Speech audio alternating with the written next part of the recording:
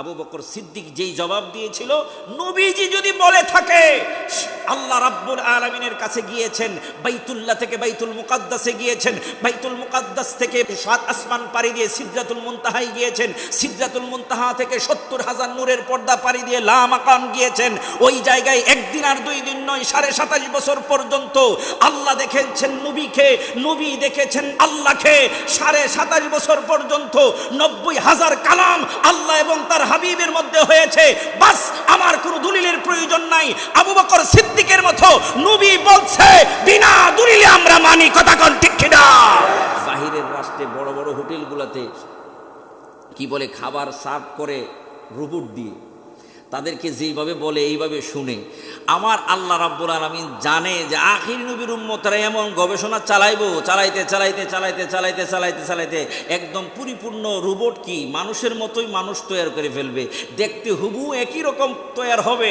তারা গবেষণা যতটুকু শেষ করবে, আল্লাহ বলেন আমার মেরাজ তার হাবিব সাল্লাল্লাহু আলাইহি সাল্লাম, কারণ আমি আখির নবীর উম্মতের জ্ঞানের পরিসীমার হিসাব করেই আমার হাবিব সাল্লাল্লাহু আলাইহি সাল্লামের মেরাজ নবী সাল্লাল্লাহু আলাইহি সাল্লাম করাইছি। যার কারণে মেরাজকে নিয়ে যত গবেষণা চলছে, তত বেশি নতুন নতুন নতুন নতুন আবিষ্কার হচ্ছে। সুবহানাল্লাহ। আমার আপনার নবীকে আল্লাহ রাব্বুল আলামিন এইরকম একটা মেরাজ করাইলেন, এতে আমরা খুশি না বেজার? নবীর শান শৌকত আল্লাহ রাব্বুল আলামিন এক মেরাজ নবী সাল্লাল্লাহু আলাইহি ওয়াসাল্লাম দিয়ে বাড়িয়ে দিলেন। আল্লাহ রাব্বুল আলামিন শান শৌকত আসমান চুম্বি করে দিলেন। গোটা পৃথিবীর সব বিজ্ঞানী, সব চিন্তাধারা যেই জায়গায় শেষ, ওই জায়গায় তার হাবিব সাল্লাল্লাহু আলাইহি সাল্লামের মেরাজকে আল্লাহ রাব্বুল আলামিন মাত্র প্রকাশ শুরু করলেন। তো ওই রকম শান শৌকত যেই নবীকে আল্লাহ রাব্বুল আলামিন দিয়েছেন, তিনি তো আমার আপনার নবী। কথা কয় না? তিনি তো আমার আপনার নবী। ওই নবীর উম্মত আল্লাহ আমাদেরকে কবুল করেছেন, ওই নবীর উম্মত আমাদেরকে আল্লাহ রাব্বুল আলামিন বানিয়েছেন। এই জন্য মেরাজ নবী সাল্লাল্লাহু আলাইহি ওয়াসাল্লামের ব্যাপারে বৈজ্ঞানিক চিন্তাধারা নয়, আমার আপনার চিন্তাধারা নয়, আল্লাহর কোরআন তার হাবিব সাল্লাল্লাহু আলাইহি সাল্লামের হাদিসের প্রত্যেকটা কথাকে চোখ বুঝে, বিনা বাক্যে, বিনা চিন্তাধারায় বিশ্বাস করে নেওয়ার নামই হচ্ছে ঈমান। কথা কোন ঠিক কিনা? এই মেরাজুন নবী সাল্লাল্লাহু আলাইহি ওয়াসাল্লাম সম্পর্কে আমাকে আপনাকে বিনা দ্বিধায়, বিনা চিন্তে বিশ্বাস করে নিতে হবে, যা বুখারী শরীফের মধ্যে উল্লেখ করা হয়েছে। এখন প্রশ্ন করতে পারেন যে হুজুর আপনি এটা কেমন কথা বললেন?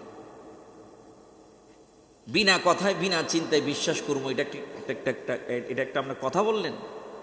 হ্যাঁ, মেরাজ কুরআনুল কারীমের মাঝে আল্লাহ রাব্বুল আলামিন তুলে ধরেছেন। কোরআনের কথা আমার যুক্তিতে না আসলেও, আমার চিন্তাধারার সীমানার বাহিরে হলেও নির্দ্বিধায় মেনে নিতে হবে। এটার নাম হচ্ছে কি? ঈমান। এটার নাম কি? ঈমান। কোরআনের প্রত্যেকটা কথাকে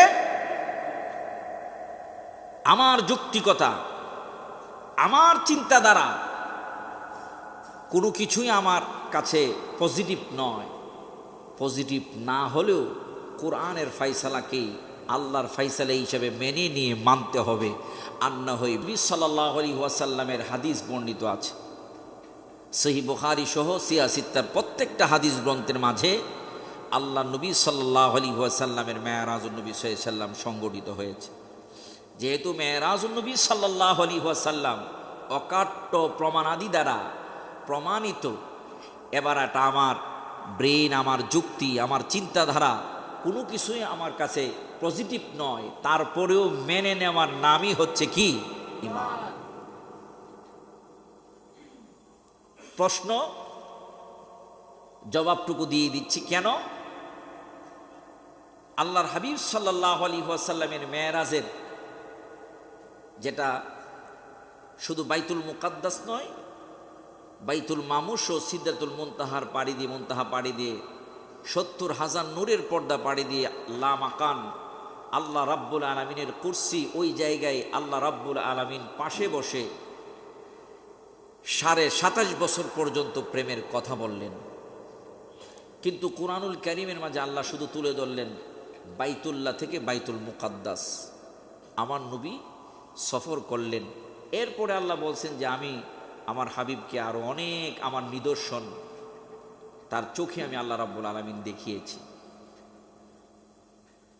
তো এখানে আল্লাহ রাব্বুল আলামিন কথাটা বোঝার চেষ্টা করেন, আমার চিন্তা, আমার কি বলে বিবেক, কোনো কিছুই আমাকে এটাকে পজিটিভ বলতেছে না। আরে কিভাবে সম্ভব? এক রাতের কিছু অংশে গেলেন, দূরত্ব হচ্ছে বাইতুল্লাহ থেকে বাইতুল মুকাদ্দাস ঘোড়া দিয়ে গেলেও 1 মাসের সফর, যদি বাহনেও যায় 1 মাস লাগে যাইতে ওই জায়গায়, এত দূরত্ব। ওই জায়গার মাঝে আল্লাহর হাবিব সাল্লাল্লাহু আলাইহি ওয়াসাল্লাম রাতের কিছু অংশে সফর করলেন। এটা তো বিবেক ধরে না, চিন্তাধারা ধরে না, কিন্তু আল্লাহ বলছেন আমি করাইছি। আল্লাহ কি বলেন? আমার হাবিবকে আমি আল্লাহ রাব্বুল আলামিন এই সফর করাইলাম। তো এই সফরকে বিবেক ধরবে না, তারপরও মেনে নিতে হবে।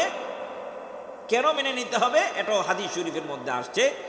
আল্লাহ এখানে বাইতুল্লাহ থেকে বাইতুল মুকাদ্দাস উল্লেখ করার কারণ হলো বাইতুল্লাহ থেকে বাইতুল মুকাদ্দাস আরব দেশের মানুষগুলানের চিন্তার মধ্যে আছে, বিবেকের মধ্যে আছে, দূরত্বের সীমানা আছে, বাইতুল মুকাদ্দাস সম্পর্কে তারা ভালো করে জানে। এই সফরটা যদি তাদের সামনে উপস্থাপন করা হয়, আমার আল্লাহ রাব্বুল আলামিন বলেন যে মক্কার লোকগুলান অনায়াসে তা মেনে নিবে। উপরের অংশটা তারা হয়তো যুক্তিতর্ক খোঁজা শুরু করবে, কিন্তু এটা মেনে নিবে। এইটার ক্ষেত্রেও যারা মানছে না, আল্লাহর কুদরতকে বিশ্বাস করে নাই, আল্লাহর হাবিব সাল্লাল্লাহু আলাইহি সাল্লামের মুজিজাকে বিশ্বাস করে নাই, আমার আল্লাহ নির্দ্বিধায় তাদের ব্যাপারে বলে দিলেন তারা হচ্ছে কাফের। তারা হচ্ছে কি? কাফের। এই ঘটনাও বুখারী শরীফের মধ্যে এসেছে। আল্লাহর হাবিব সাল্লাল্লাহু আলাইহি সাল্লাম যখন মেরাজ থেকে আসলেন, আবু জাহেল সহ মক্কার সম্ভ্রান্ত সব লোকেরা জানতে পারলেন আল্লাহর হাবিব সাল্লাল্লাহু আলাইহি সাল্লাম এই রাতেই সফর করেছেন। আবু জাহেল বলল যে এটা তো কোনোভাবেই সম্ভব না, 1 মাসের রাস্তা উনি রাতের কিছু অংশে সফর করে আবার চলে আসছে, এটা কি সম্ভব? আল্লাহর হাবিব সাল্লাল্লাহু আলাইহি সাল্লাম বলেন হ্যাঁ আমি ঘুরে আসছি। মোহাম্মদ সাল্লাল্লাহু আলাইহি সাল্লাম যখন এই কথা বললেন, আবু জাহেল কই ঠিক আছে, তোমার কথা বিশ্বাস করব, আমরা একটু যাচাই বাছাই করতে হবে, কারণ বাইতুল মুকাদ্দাস সম্পর্কে আমার ভালো জানা আছে। নবীজি বললেন কোনো অসুবিধা নাই, আমি তো দেখে আসছি বললে বলতে পারবো কীরকম দেখে আসছি। আবু জাহেল কই ঠিক আছে, পরীক্ষা নেব, তোমার মুকাদ্দাসের দরজা জানানা কয়টা, সিঁড়ি কয়টা, সব কিছু তোমারে জিজ্ঞাসা করব।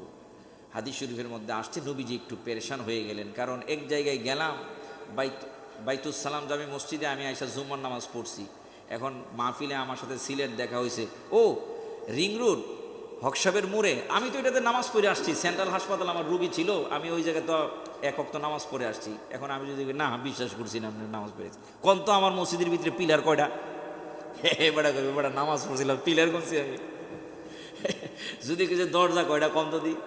আচ্ছা বুঝছি, আপনি উজুখানায় উজু করছিলেন, উজুখানায় কয়টা এই পাতিলা আছে, মানে বসার চেয়ার আছে কন্ত দেখি, হে বেড়া কইতে পারবো?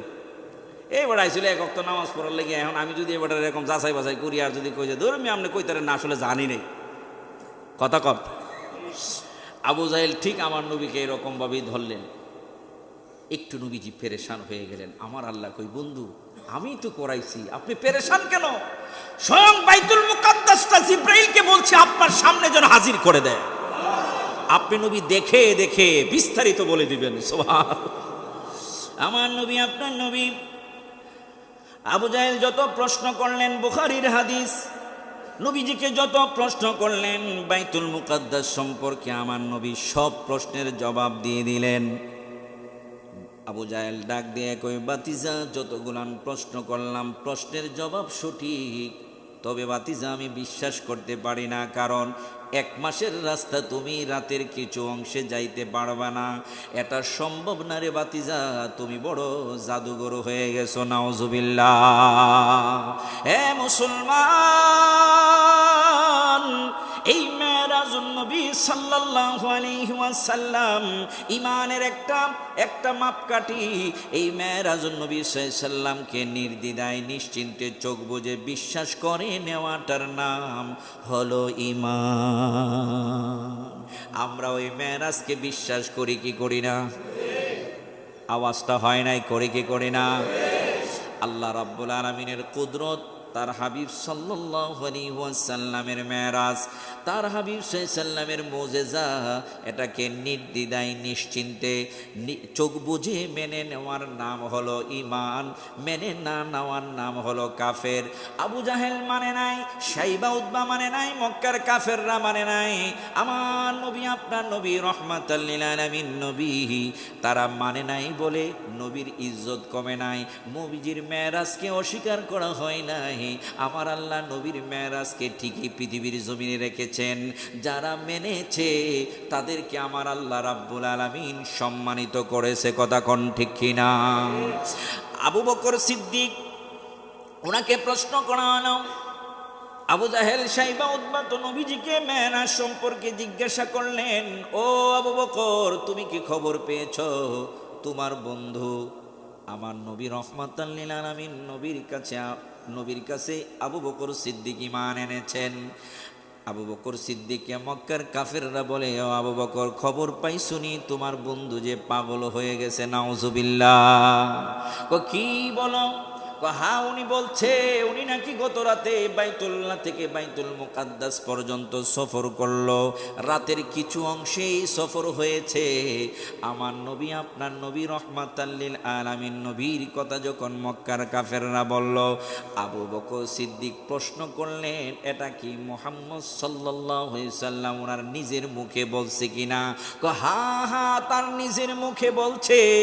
আবু বকর সিদ্দিক কই, আমার প্রমাণের প্রয়োজন নাই, দলিলের প্রয়োজন নাই, আমি আবু বকর সিদ্দিক জানায়া দিলাম, মুহাম্মদ সাল্লাল্লাহু আলাইহি ওয়াসাল্লাম যদি জবান দিয়ে বলে থাকে, তাহলে আমার বিবেক না ধরলেও মুহাম্মদ সাল্লাল্লাহু আলাইহি ওয়াসাল্লামের কথা সত্য।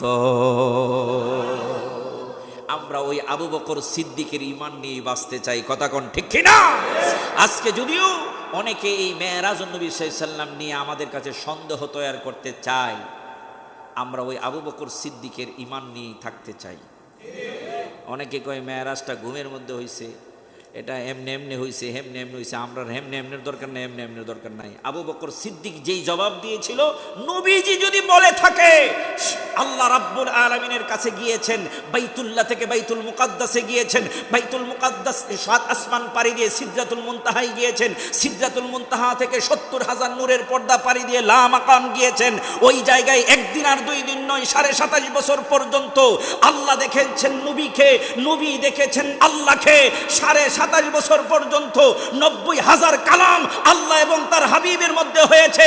বাস, আমার কোনো দলিলের প্রয়োজন নাই। আবু বকর সিদ্দিকের মতো নবী বলছে, বিনা দলিলে আমরা মানি। কথা কোন ঠিক